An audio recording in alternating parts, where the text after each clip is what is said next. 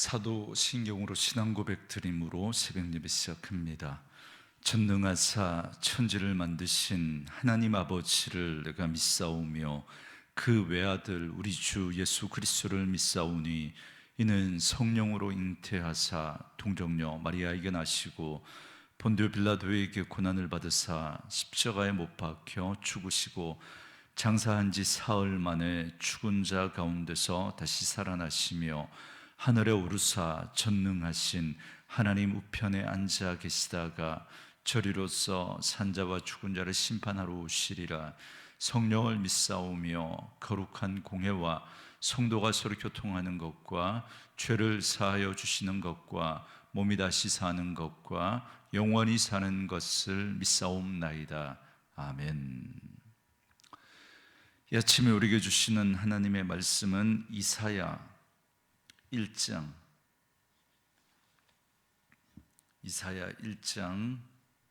21절에서 31절 말씀까지, 이사야 1장 21절에서 마지막 31절까지 말씀 찾으셨으면 한 목소리로 같이 읽습니다. 신실하던 성읍이 어찌하여 창기가 되었고 정의가 거기에 충만하였고 공의가 그 가운데 거하였더니 이제는 살인자들 뿐이로다. 네 은은 찌꺼기가 되었고 네 포도주에는 물이 섞였도다. 네 고관들은 패역하여 도둑과 짝하며 다 뇌물을 사랑하며 예물을 구하며 고아를 위하여 신원하지 아니하며 과부의 송사를 수리하지 아니하는도다. 그러므로 주 만군의 여호와 이스라엘의 전능자가 말씀하시되 슬프다. 내가 장차 내 대적에게 보응하여 내 마음을 편하게 하겠고 내 원수에게 보복하리라. 내가 또 내 손을 네게 돌려 네 찌꺼기를 잿물로 씻듯이 녹여 청결하게 하며 네 혼잣물을 다 제하여 버리고 내가 네 재판관들을 처음과 같이 네 모사들을 본래와 같이 회복할 것이라. 그리한 후에야 네가 의의 성읍이라 신실한 고을이라 불리리라 하셨나니 시온은 정의로 구속함을 받고 그 돌아온 자들은 공의로 구속함을 받으리라. 그러나 패역한 자와 죄인은 함께 패망하고 여호와를 버린 자도 멸망할 것이라. 너희가 기뻐하던 상수리 나무로 말미암아 너희가 부끄러움을 당할 것이요 너희가 택한 동산으로 말미암아 수치를 당할 것이며 너희는 잎사귀 마른 상수리 나무 같을 것이요 물 없는 동산 같으리니 강한 자는 사모리 같고 삼오라기 같고 그의 행위는 불티 같아서 함께 탈 것이나 끌 사람이 없으리라. 아멘. 오늘은 함께 읽으신 이사야 1장 21절에서 31절 말씀을 중심으로 정화의 용광로 회복의 은혜라는 제목의 말씀으로 잠시 은혜를 나누겠습니다.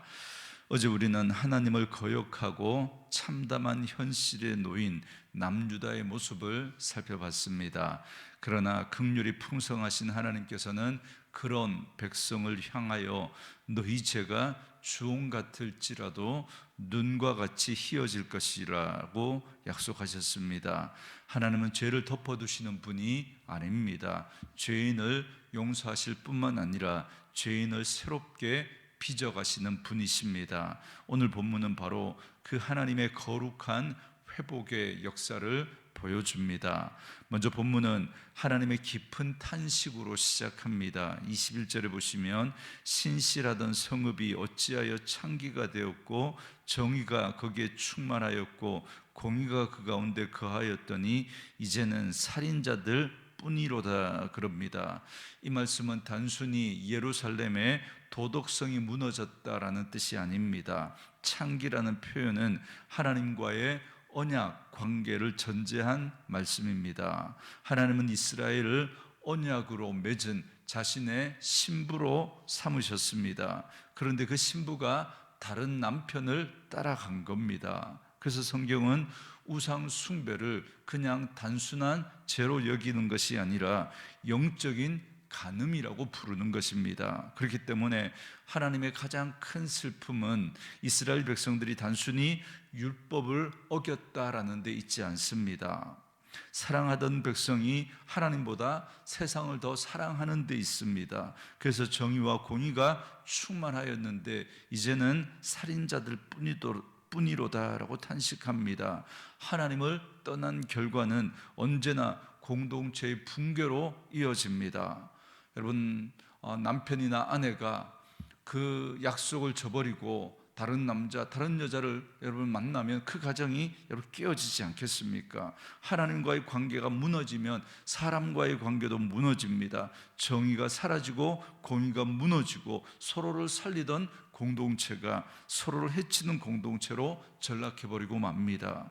22절과 23절에서는 그 타락의 모습이 더욱 구체적으로 드러납니다. 22절에서 보시는 대로 순눈에 다른 금속이 섞이면 그 가치는 크게 떨어집니다. 좋은 포도주에 물이 섞여버리면 본래의 맛과 향을 잃어버리게 됩니다. 하나님께서 원하시는 것은 거룩한 백성이었습니다. 그러나 하나님의 백성은 세상과 타협하면서 그 거룩함을 잃어버렸습니다. 죄는 언제나 순수함을 잃어버리게 만들고 타협은 신앙의 본질을 희석시켜 버립니다. 그런데 특히 지도자들의 타락은 더더욱 심각했습니다. 23절에서 보는 대로 정의를 세워야 할 지도자들이 오히려 불의를 행했습니다. 고아와 가부처럼 가장 연약한 사람들은 누구보다 보호받지 못했습니다. 하나님께서 가장 마음 쓰시는 사람들을 하나님의 백성들은 철저히 외면하고 있었던 겁니다. 하나님께서 공동체의 건강을 판단하시는 기준 중에 하나가 뭐냐면 강한 사람이 얼마나 성공했느냐가 아니라 약한 사람이 얼마나 보호받느냐입니다. 하나님을 떠난 사회에서는 언제나 힘없는 사람들이 가장 먼저 고통을 당하게 됩니다. 이처럼 스스로 회복할 능력을 잃은 예루살렘을 향하여 하나님께서는 친히 개입하시겠다라고 선언하십니다. 그래서 24절에 보시면 그러므로 주 만군의 여호와 이스라엘의 전능자가 말씀하시되 슬프다 내가 장차 내 대적에게 보응하여 내 마음을 편하게 하겠고 내 원수에게 보복하리라 그럽니다. 참으로 충격적인 말씀이 아닐 수 없습니다. 하나님께서 택하신 백성을 향해서 내 대적이라고 내 원수라고 부르십니다. 그리고 그들을 향해 보응하고 보복하겠다라고 말씀하십니다.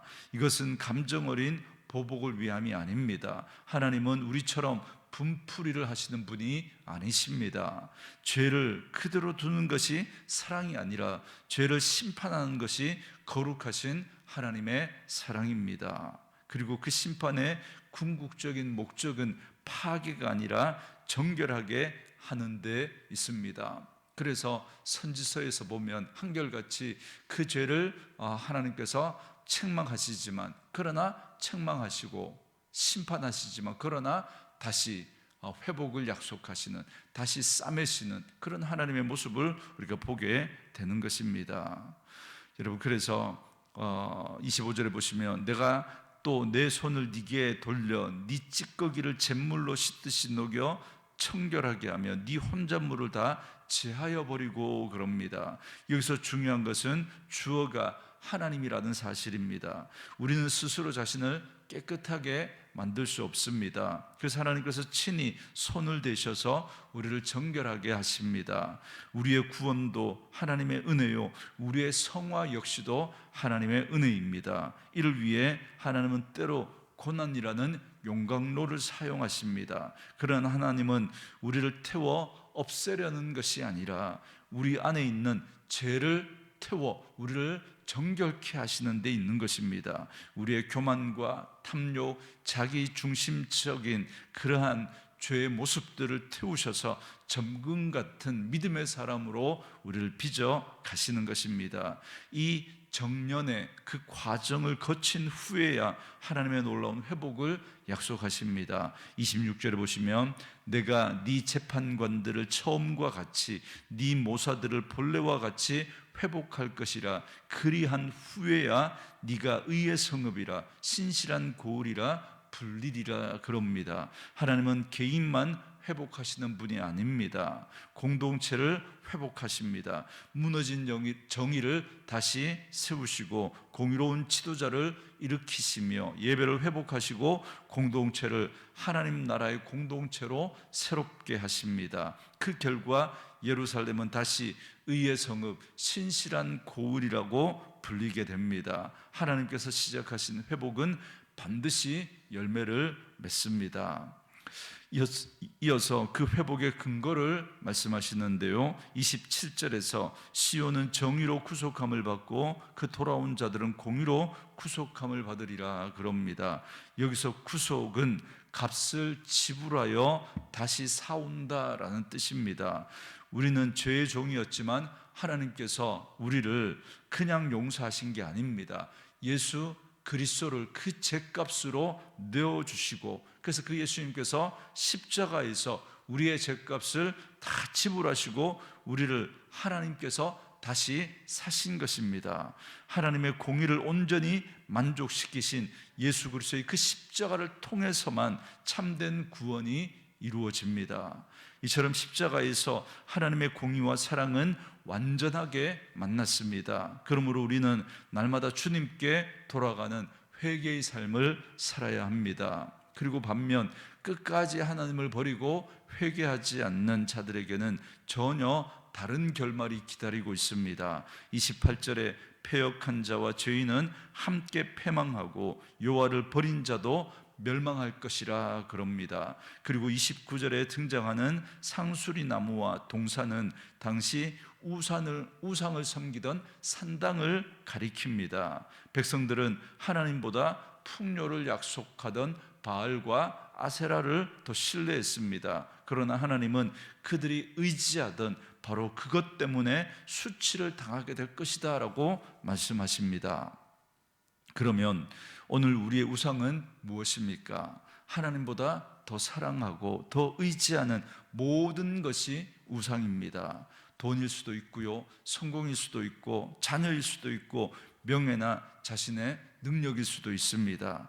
우상의 가장 큰 특징은 처음에는 우리를 도와주는 것처럼 보이지만 결국에는 그것이 우리를 지배한다라는 것입니다. 하나님이 계셔야 할 그 자리에 하나님이 아닌 다른 것이 올라가게 되면 그 모든 것이 여러분 그것이 우상이고 그것이 우리의 주인이 되어서 우리를 종으로 만들어 버립니다. 그러므로 하나님보다 더 붙들고 있는 것, 더 의지하고 있는 것, 그것이 바로 오늘 우리의 상수리 나무입니다. 30절과 31절에서 마지막으로 하나님은 준엄하게 경고하십니다. 하나님을 떠난 거짓 풍요는 결국 메마름으로 끝난다라는 것입니다. 하나님 없는 성공은 결국 공허함으로 끝납니다. 더 나아가 죄는 언제나 스스로를 태우는 불이 됩니다. 사람이 붙들던 우상이 결국 사람을 태우는 불이 됩니다. 죄는 처음에는 달콤해 보이지만 결국 죄인을 삼키는 불꽃이 됩니다. 하나님을 떠난 인생은 아무리 강해 보여도 결국 삼오라기처럼 쉽게 타버리고 맙니다.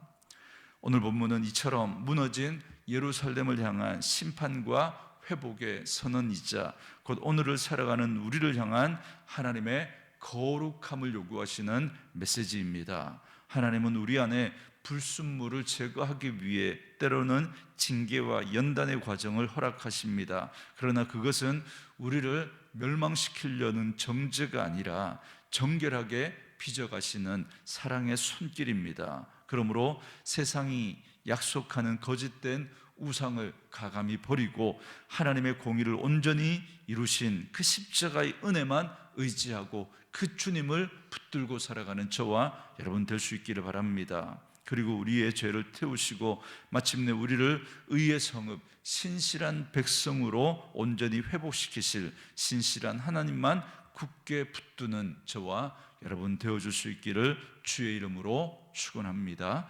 우리 주신 말씀 묵상하시면서 이 찬양 함께 들으시며 기도하는 시간 갖겠습니다.